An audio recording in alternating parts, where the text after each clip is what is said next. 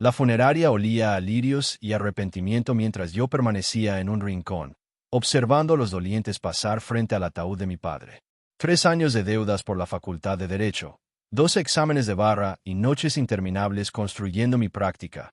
Nada de eso importaba para la mujer que ahora sollozaba dramáticamente al frente del salón. Michael, cariño, ven a sentarte con la familia, llamó Diane, con ese tono dulce y falso que siempre usaba en público. Mi madrastra desde hacía 8 años había perfeccionado el arte de aparentar afecto mientras destruía sistemáticamente cualquier vínculo que yo pudiera tener con mi padre. Negué con la cabeza cortésmente, permaneciendo junto a la pared. La última vez que intenté sentarme con la familia, armó un escándalo porque, según ella, estaba ocupando un lugar destinado a quienes de verdad importaban. Fue en Navidad, hace 2 años, la última vez que me invitaron a una reunión familiar. Después del servicio, mientras la gente picoteaba sándwiches comprados en el supermercado en el salón comunitario, Diane me arrinconó junto a la cafetera. Su maquillaje seguía impecable a pesar de las lágrimas, y su vestido negro seguramente costaba más que el alquiler de la mayoría de las personas. Supongo que ahora esperas algo, dijo con voz baja, lo suficiente para que los demás no la oyeran. Alguna limosna de la herencia de tu padre. No estoy aquí por dinero, Diane, respondí sirviéndome café con manos firmes, aunque sentía el pecho apretado por el dolor familiar. Estoy aquí para despedirme de mi padre. Se rió, un sonido seco como vidrio quebrado. ¿Tu padre? Michael, dejó de ser tu padre el día que abandonaste ese programa de colegio comunitario. ¿Sabes la vergüenza que sentía al decirle a la gente que su hijo era un fracasado? El café me quemó la garganta al tragar, pero no respondí. No tenía sentido explicarle que dejé el colegio comunitario porque me aceptaron con una beca completa en Northwestern Love. A Diane nunca le importó la verdad. Nunca llegarás a nada, continuó, envalentonada por mi silencio. Igual que tu madre, solo sueños y nada de hechos. Al menos ella tuvo la decencia de morir antes de decepcionarlo aún más. Apreté la taza con fuerza, pero mantuve el rostro sereno. Mencionar a mi madre, que murió cuando yo tenía 12 años, era su manera favorita de herirme. Me voy, dije en voz baja. Sí, hazlo. Y ni se te ocurra volver buscando limosnas. Todo va para alguien que sí aportó a esta familia. Se alisó el vestido con satisfacción. Mi sobrino Derek se queda con la casa. Está en la facultad de medicina, ¿sabes? Alguien que de verdad hace sentir orgullo a su familia. Asentí y me alejé, dejándola con su sonrisa triunfal. Lo que Diane no sabía, lo que nunca se molestó en averiguar, era que yo me había mantenido por mí mismo desde los 16 años. Mientras ella le hacía creer a mi padre que yo era un fracaso, yo trabajaba para pagarme la carrera de Derecho y construir una firma especializada en Derecho Familiar y Planificación Patrimonial. La ironía no se me escapaba. La mujer que pasó años llamándome inútil no tenía idea de que había vivido gracias a las finanzas mejoradas de mi padre. El asesoramiento legal que le brindé discretamente a través de un contacto, las estrategias de inversión que sugerí mediante amigos en común, nada apuntaba a mí. Solo quería ayudar a mi padre sin darle a Diane más armas para usar en mi contra. 3 semanas después del funeral, revisaba expedientes en mi oficina del centro cuando mi asistente, Janet, llamó a la puerta. «Hay una tal Diane Harwell aquí», dijo, levantando las cejas. «No tiene cita, pero dice que es urgente y que se trata de la herencia de su difunto esposo». Sentí un frío en el estómago. «Hazla pasar». Diane entró en la oficina como si fuera dueña del edificio, aferrando con fuerza su bolso de diseñador. Claramente había investigado. Harwell, Morrison y Asociados tenía reputación de manejar divorcios de alto perfil y disputas sucesorias complejas. «Señor Morrison», dijo al sentarse sin ser invitada. «Necesito al mejor abogado de la ciudad, y todos dicen que es usted». Me recosté en la silla, estudiando su rostro. Se veía mayor que en el funeral, con el estrés dibujado en las líneas de su rostro. «¿En qué puedo ayudarla, señora Harwell?» «Es sobre la herencia de mi difunto esposo». «Hay complicaciones». Sacó una carpeta gruesa de su bolso. «Mi hijastro está impugnando el testamento. Alega que hubo manipulación, que influye mi esposo para dejarle todo a mi sobrino en lugar de a él». «Ya veo». Tomé mi pluma Mont Blanc, la que mi padre me regaló en mi 16º cumpleaños. «¿Y qué pruebas tiene su hijastro?» Diane se sonrojó. «Ninguna. Solo está resentido porque arruinó su vida y ahora quiere culpar a los demás. Dejó la universidad, ¿sabe? Nunca ha tenido un trabajo real. Mi esposo estaba muy decepcionado de él. ¿Cuál es el nombre de su hijastro?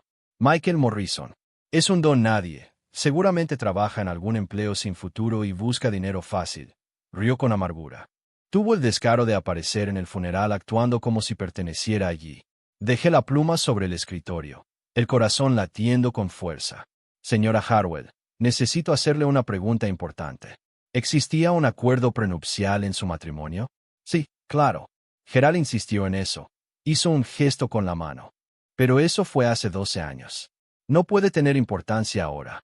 En realidad, sí la tiene. ¿Tiene una copia del acuerdo? Revisó su carpeta hasta encontrar el documento. Lo reconocí al instante.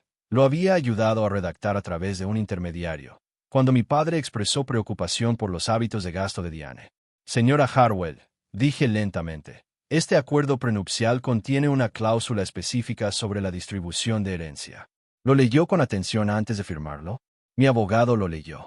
Algo sobre proteger intereses de ambas partes. Se removió incómoda. ¿Por qué? ¿Qué tiene que ver eso? Señalé el apartado relevante. Según esta cláusula, si los hijos biológicos de su esposo impugnan el testamento alegando manipulación, la distribución revierte a los términos del testamento original, redactado antes de matrimonio. El color desapareció de su rostro. Eso es imposible. Mi abogado me lo habría dicho. ¿Su abogado era Harold Brennan? Revisé la última página. Brennan representaba tanto a usted como a su esposo. Eso genera un conflicto de interés. Este acuerdo puede ser impugnado solo por eso. Diane miraba el documento como si fuera a prenderse fuego. Pero el testamento. Derek debía heredar todo. La casa, las inversiones, el negocio. Probablemente se distribuyan según el testamento original, si el equipo legal del hijastro presenta su caso. Me incliné hacia ella. Señora Harwell, ¿influenció usted a su esposo para desheredar a su hijo biológico? Yo, eso no. Él tomó sus propias decisiones. Porque si hay pruebas de alienación o manipulación emocional, el caso se complica. El tribunal revisará patrones de conducta y pruebas de interferencia con la relación padre-hijo. Le temblaban las manos. ¿Cuánto costará? Necesito la mejor representación. Cueste lo que cueste. Me levanté y caminé hacia la ventana. 12 años viendo cómo esta mujer envenenaba mi relación con mi padre. 12 años escuchando que era un fracaso. 12 años de silencio mientras lo alejaba de mí. Señora Harwell, dije al volverme, seré completamente honesto sobre su situación legal. Por favor, necesito saber a qué me enfrento. Se enfrenta a Michael Morrison, quien se graduó summa cum laude de la Facultad de Derecho de Northwestern, y que ha pasado los últimos 8 años construyendo una de las firmas más exitosas del estado en derecho familiar. Tomé una foto enmarcada de mi padre y yo, de mi graduación de secundaria, la última antes de que Diane apareciera. Especialista en disputas testamentarias por alienación parental. Nunca ha perdido un caso de impugnación prenupcial. Diane me miró en blanco. Luego vio la placa sobre el escritorio. Michael Morrison, esquina, socio principal. No, susurró. No puede ser. Tú no puedes ser. ¿El fracasado del colegio comunitario? ¿El que avergonzaba a su padre? ¿El don nadie sin futuro? Intentó hablar, pero no le salían las palabras. Señora Harwell, llevo 8 años ejerciendo la abogacía. Me gradué tercero en mi clase en Northwestern. Aprobé el examen de abogacía en mi primer intento y abrí esta firma cuando tenía 26 años. Dije, haciendo un gesto hacia mi oficina, con sus estanterías repletas de libros de derecho y los títulos enmarcados en la pared. He sido financieramente independiente desde los 18, y durante los últimos 5 años estuve ayudando a mi padre en asuntos legales y financieros a través de contactos mutuos. La respiración de Diane se volvía superficial, su bolso de diseñador apretado contra su pecho como si fuera una armadura. ¿La cartera de inversiones que le permitió a su esposo comprarte ese Mercedes? Fue por recomendación mía. ¿La refinanciación que pagó por la renovación de tu cocina? Trabajo legal mío, coordinado a través de un tercero. ¿Las estrategias fiscales que les ahorraron $30,000 el año pasado? También mías. Pero tú nunca, él nunca dijo.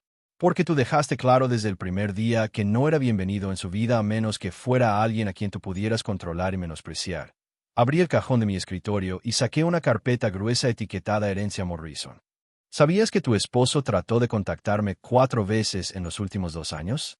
Llamó directamente a mi oficina, pero tú interceptaste los mensajes y le dijiste que yo estaba demasiado ocupado para devolverle la llamada. El rostro de Diane se derrumbó. Yo solo quería protegerlo. Habrías vuelto a decepcionarlo. No, señora Harwell. Lo que protegías era tu control sobre su herencia y sus relaciones. Abrí la carpeta, mostrando años de documentación. Tengo registros de cada llamada interceptada, cada invitación cancelada, cada mentira que le contaste sobre mi vida y mi carrera. Tengo declaraciones de testigos, amigos de la familia que intentaron reunirnos pero fueron disuadidos por ti. Tengo pruebas de una alienación parental sistemática que se prolongó durante 8 años. Ahora lloraba, el rímel corriéndole por las mejillas. Puedo pagarte. Lo que sea. Solo haz que esto desaparezca. Me temo que eso es imposible. Verás, no puedo representarte en este caso porque tengo un conflicto de intereses. Me levanté y caminé hacia la puerta, abriéndola para ella. Soy Michael Morrison, el que está impugnando el testamento. Pero no puedes hacerme esto. Voy a luchar. Contrataré a los mejores abogados de la ciudad. Estás en tu derecho.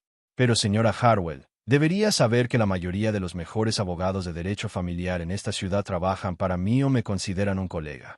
Los pocos que podrían aceptar tu caso te pedirán al menos $200,000 por adelantado, y francamente, tu posición legal es indefendible.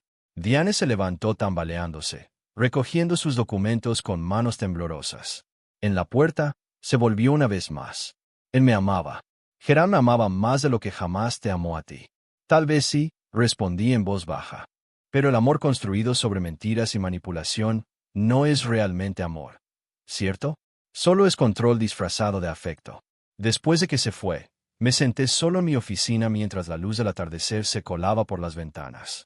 Sobre mi escritorio yacía una carta que había encontrado entre los papeles de mi padre. Una carta que me escribió pero nunca envió, fechada 6 meses antes de su muerte. Michael, sé que no he sido el padre que merecías. Dejé que mi orgullo y mi miedo a admitir errores nos mantuvieran separados. Estoy orgulloso del hombre en que te has convertido, aunque no haya tenido nada que ver con ello. Espero que algún día puedas perdonar a este viejo tonto que dejó que la persona equivocada le hiciera creer que amar significaba elegir bandos. 3 meses después, el caso de la herencia se resolvió fuera de los tribunales. El acuerdo prenupcial fue invalidado por conflicto de intereses y representación inadecuada. El testamento original de mi padre fue restituido, dejándome la casa, el negocio y la mayoría de sus bienes. Diane recibió lo mínimo requerido por la ley estatal para los cónyuges sobrevivientes, suficiente para vivir cómodamente, pero lejos de la fortuna que esperaba. Derek, su sobrino, impugnó brevemente el acuerdo pero retiró su demanda cuando se enteró de las pruebas sobre la manipulación de su tía. Resultó que él también había sido víctima de sus maquinaciones, presionado para cumplir un rol en su plan de controlar la familia. Me quedé con la casa, pero doné la mayoría de los muebles a organizaciones benéficas. En la oficina de mi padre encontré una caja oculta tras archivos legales. Una caja que contenía cada artículo sobre mis logros en la Facultad de Derecho, cada mención en los periódicos sobre mis casos, cada premio profesional que había recibido. Había seguido mi carrera todo el tiempo, recopilando pruebas del éxito que Diane le hizo creer que no existía.